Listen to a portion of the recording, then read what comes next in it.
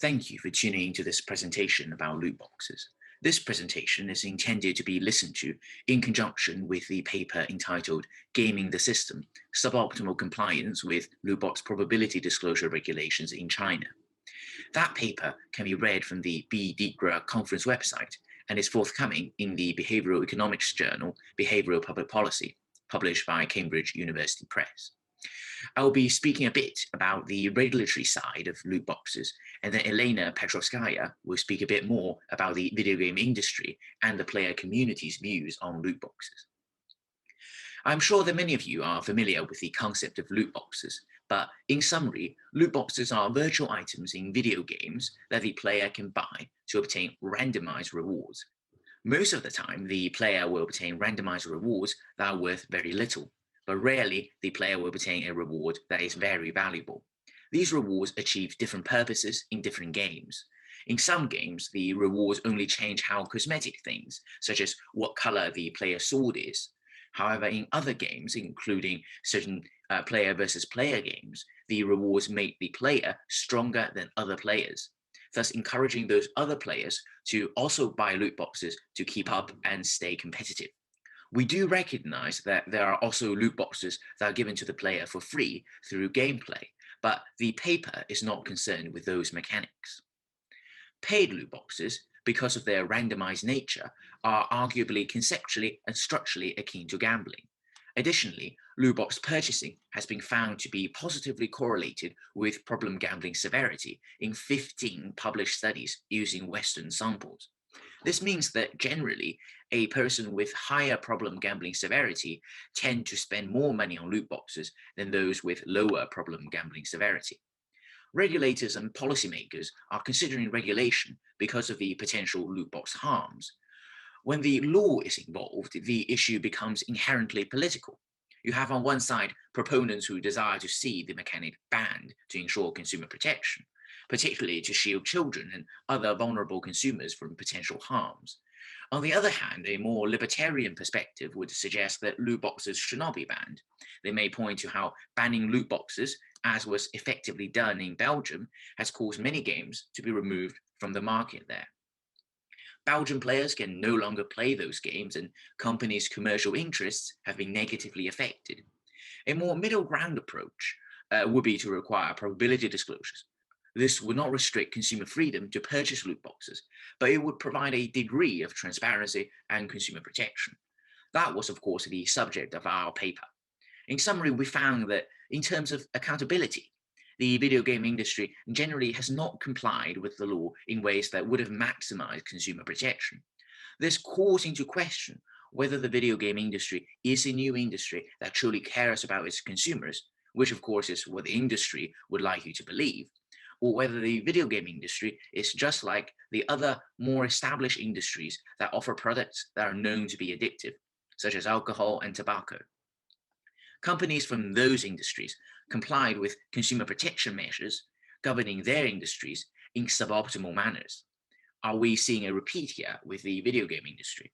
Are we being too naive if we are to believe that the video game industry will be different and somehow act socially responsibly towards its customers?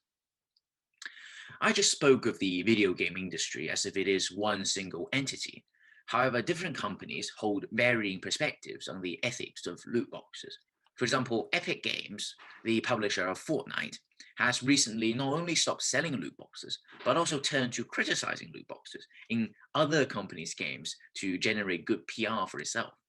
This reflects that there is internal politics surrounding the loot box issue within the industry.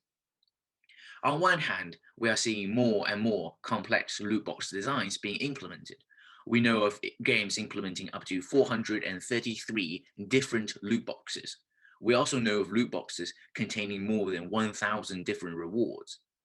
Finally, we are also starting to learn about the widespread implementation of pity timer mechanics, which change the probabilities of obtaining various rewards depending on the player's purchasing behavior, as we discussed in our paper. Making loot boxes more complicated in design is likely to confuse the player more and cause them to make maladaptive purchasing decisions. However, on the other hand, it is also possible to make loot box designs to be more ethical. for example, by reducing the number of potential rewards in each loot box and increasing the probability of obtaining rare rewards. Such measures can be seen as ethical game design. Now, I will hand over to Elena Petrovskaya. And politics doesn't stop there. Games companies maintain varying stances on business models in general, which defines their roles within the industry and the design of their product. For example, Valve, prior to the release of their vastly successful title Dota 2, made it clear that although the game may contain microtransactions, those would never be pay to win.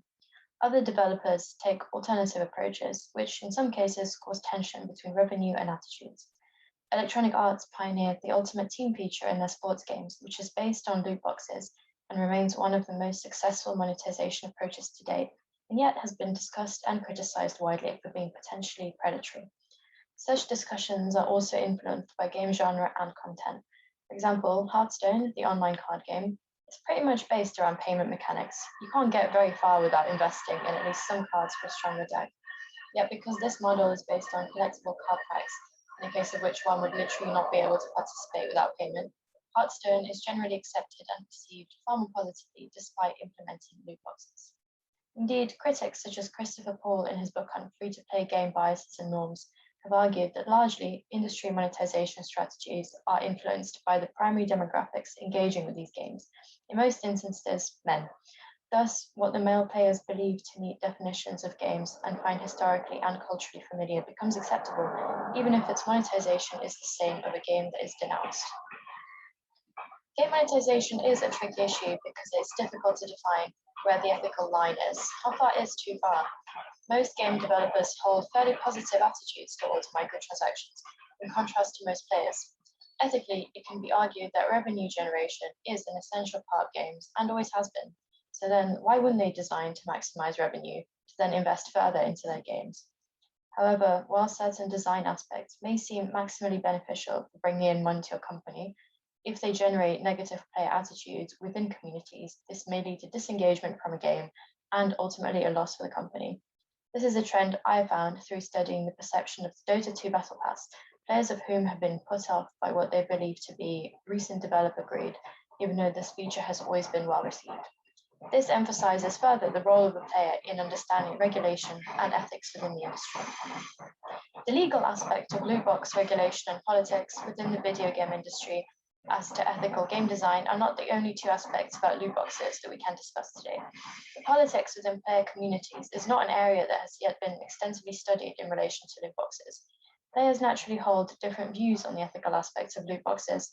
In so-called gacha games, where the loot box mechanic is arguably the core game mechanic, there is pressure between players who are free to play and view players who spend money as foolish, and so-called pay-to-win players who invest significant amounts of money into the game, who believe they're supporting a video game company and who see free-to-play players as cheapskates. You may remember the Star Wars Battlefront 2 loot box saga from a few years ago.